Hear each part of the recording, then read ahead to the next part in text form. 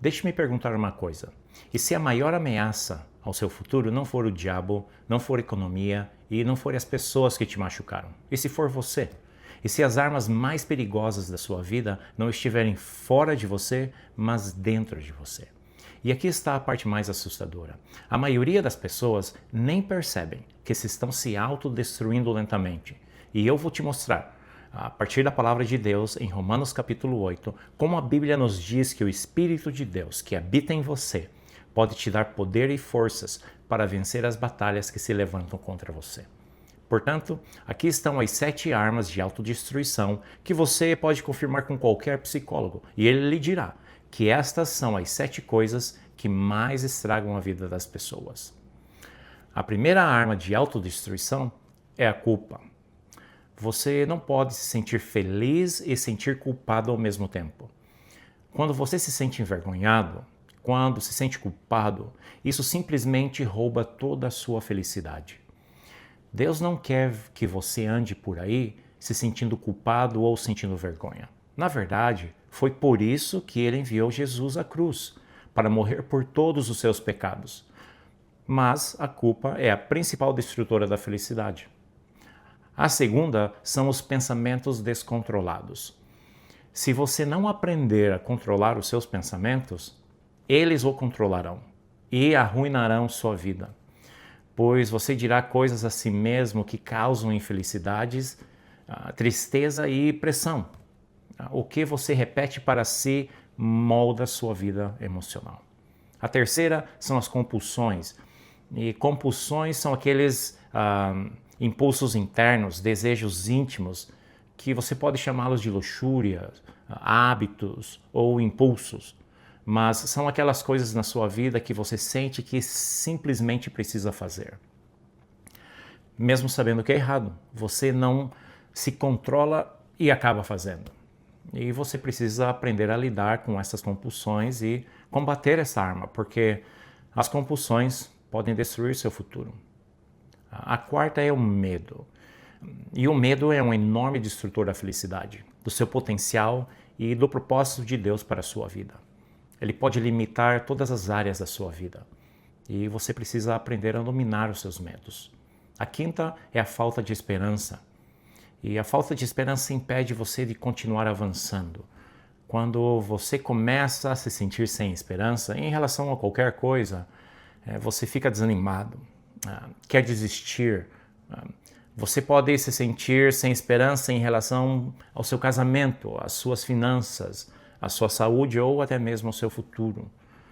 A falta de esperança é uma arma autodestrutiva que você usa contra si mesmo e quando você a volta para dentro, ela rouba o plano de Deus para a sua vida. O número 6 é a amargura. E esse é um ponto crucial, porque a vida é injusta e nem todos têm a mesma oportunidade. A vida é cheia de obstáculos e podemos nos sentir presos em situações difíceis. Por outro lado, algumas pessoas se dão melhor do que nós. E isso pode nos causar inveja, ciúme e mágoa. Com isso, podemos nos tornar pessoas melhores ou pessoas amargas. E a amargura é um câncer que nos consome, é um veneno que nos corrói por dentro.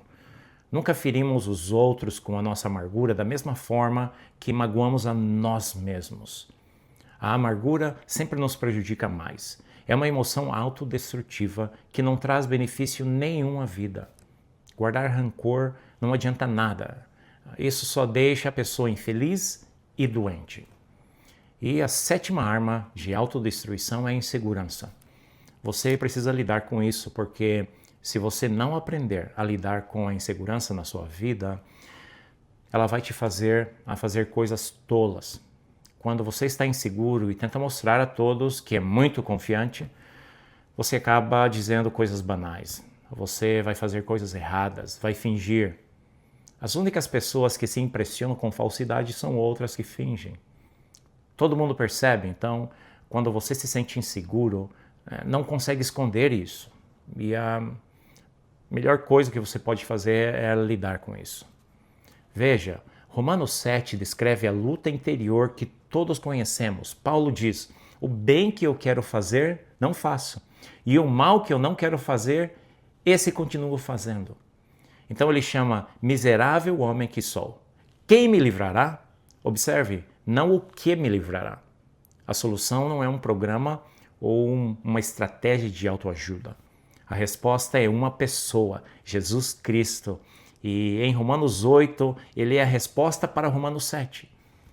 Ele mostra como o Espírito de Deus nos liberta de nós mesmos. Agora, eu quero analisar com você o seguinte: como posso me libertar de mim mesmo? E a maneira como vamos abordar isso é através das verdades de Romanos 8.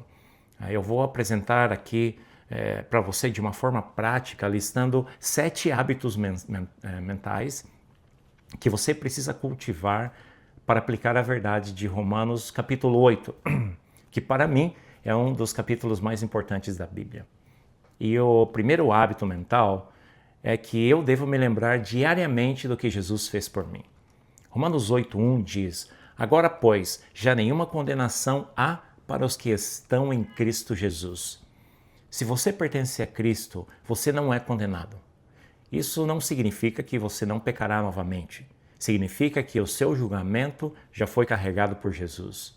Ele pagou pelos seus pecados passados, pelos seus pecados presentes e pelos seus pecados futuros. Portanto, você não precisa viver sob culpa. O Espírito liberta da culpa, lembrando-o do sacrifício da cruz. O segundo hábito é pedir ao Espírito Santo que lhe dê pensamentos melhores. Romanos 8 ensina que existem 2 mentalidades: a mentalidade da carne e a mentalidade do Espírito. A mente governada pela carne leva à morte, mas a mente governada pelo Espírito leva a vida e paz. Você não pode forçar um sentimento, mas você pode mudar aquilo em que foca. A maneira como você determina é a maneira como se sente, e a maneira como você se influencia é a maneira como você age. Por isso, se você quer se livrar de um mau pensamento ou um hábito na sua vida, a chave não é resistir a ele, mas sim mudar o foco. Aquilo que você resiste persiste, porque você continua se concentrando nisso. É mais ou menos como se eu estivesse mudando de canal na TV e de repente aparecesse algo que eu não quisesse assistir ou não devesse assistir. Eu não fico pensando, eu não quero assistir, eu não quero assistir, eu não quero assistir. Eu simplesmente mudo de canal. Eu o substituo e no momento em que eu substituo, ele desaparece. E isso já não me afeta mais, já não me contamina porque eu mudei o foco. O terceiro hábito mental é aplicar as verdades de Romanos 8 em sua vida. Agora, você tem uma nova capacidade, um poder dentro de você para dizer não. Você não é mais obrigado a obedecer a todos os impulsos. E para aplicar Romanos 8, você precisa se lembrar diariamente de que, como cristão, agora você tem um novo poder sobre os hábitos autodestrutivos. Antes de Cristo, tudo o que você tinha era força de vontade. E a força de vontade se esgota. Havia coisas às quais eu simplesmente não conseguia dizer não. Chame-as de compulsões, hábitos ou da velha natureza. A verdade é que eu não tinha forças para resistir a elas. Mas agora, por meio do Espírito Santo, tenho o poder de Deus operando em mim. Gálatas 5,16 diz: deixem que o Espírito dirija suas vidas e vocês não satisfarão os desejos da carne. Não diz que esses desejos desaparecem. As tentações ainda vêm, os impulsos ainda surgem, mas eu não sou mais obrigado a satisfazê-los. Por quê? Porque não dependo mais da força de vontade, eu tenho o poder do Espírito. Algumas pessoas dizem, se parece natural, por que resistir? Mas nem tudo que é natural é bom. A raiva pode parecer natural, a luxúria pode parecer natural, a vingança pode parecer natural. Isso não a torna saudável ou correta. Maturidade é escolher o que é certo, não simplesmente o que parece certo. Romanos 8:9 diz que você não é controlado pela sua natureza pecaminosa se o Espírito de Deus habita em você. E quando você recebeu Cristo, você recebeu a Deus por completo, Pai, Filho e Espírito Santo. Ele não entrou na sua vida em partes. O Espírito Santo vem habitar plenamente em você. A questão não é se você o tem, é se ele tem a você. E porque o Espírito Santo de Deus habita em você, Romanos 8 diz que você não é mais obrigado a fazer o que a sua velha natureza exige. Você não é mais impotente. Um momento de compulsão pode arruinar uma vida, mas agora você tem um novo poder e a capacidade real de dizer não. O quarto hábito mental que eu preciso desenvolver, se eu quero mudar a minha vida, é que eu preciso voltar os meus pensamentos para Deus sempre que estiver com medo.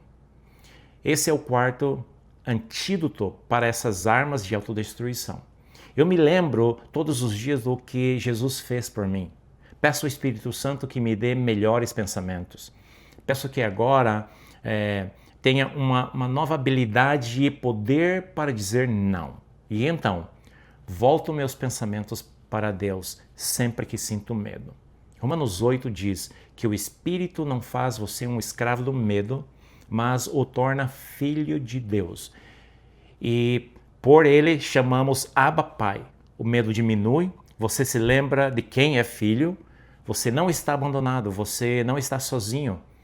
Quando o medo surgir, foque no seu Pai, que é o Todo-Poderoso e pode todas as coisas. Ao invés do seu medo, pense nesse versículo 2 em Timóteo 1,7, que mudou a minha vida. Pois Deus não nos deu espírito de covardia, mas de poder, de amor e de domínio próprio.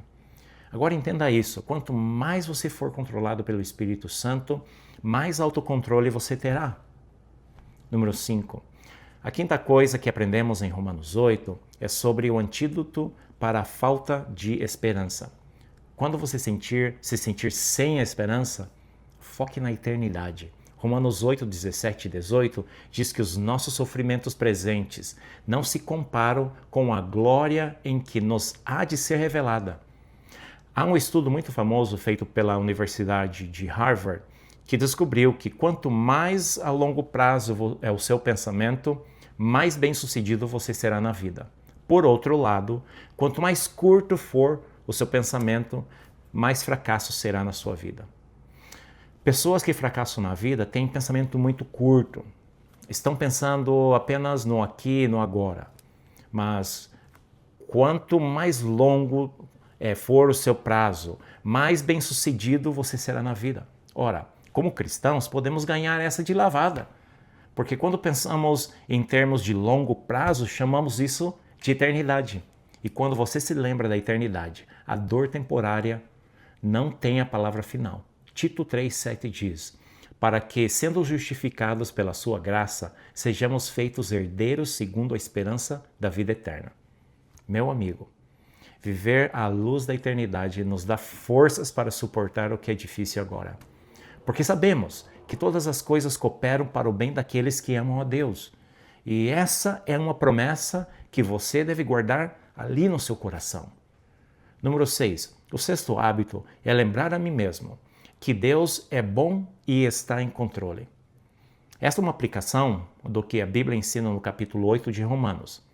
É assim que Deus nos liberta da arma autodestrutiva da amargura. Romanos 8:22 ensina que toda a criação geme e suporta as angústias. Vivemos em um mundo caído. A dor é real, mas a amargura é opcional. E essas são as 4 verdades que destroem a amargura. Número 1, o Espírito Santo está orando por você. Número 2, Deus está cooperando todas as coisas para o bem daqueles que o amam. Número 3, se Deus é por você, quem será contra você? E número 4, se Deus não poupou seu próprio filho, ele lhe dará graciosamente o que você precisa. Deus não é contra você, ele é por você. Confie na verdade de Deus para a sua vida. E finalmente o número 7, em segurança. Romanos 8, de 37 a 39, termina com uma das promessas mais poderosas da Bíblia. Está escrito que nada pode nos separar do amor de Deus em Cristo Jesus. A insegurança é frequentemente o medo da rejeição. Mas se você pertence a Cristo, você é amado eternamente. Nem a morte, nem a vida, nem anjos, nem demônios, nem o seu passado, nem o seu futuro, nada pode nos separar do amor dele. Você pode perder muitas coisas na vida, mas se você está em Cristo, você nunca perderá o amor dele e nunca perderá a sua salvação. Então a pergunta é essa: você está em Cristo? Porque essas promessas se aplicam para aqueles que estão nele. Se hoje você deseja entregar a sua vida a Jesus ou reafirmar o seu compromisso com ele, ore comigo. Senhor Jesus, obrigado porque eu não vivo mais na condenação. Eu confesso o meu pecado e coloco a minha confiança em Ti, Senhor. Espírito Santo, vem morar em mim e me renova a minha mente, dá-me poder sobre a vergonha, sobre o medo, sobre a amargura e insegurança. Ensina-me a pensar nos Teus pensamentos e caminhar na Tua força. Eu entrego a minha vida a Ti. Em nome de Jesus, amém.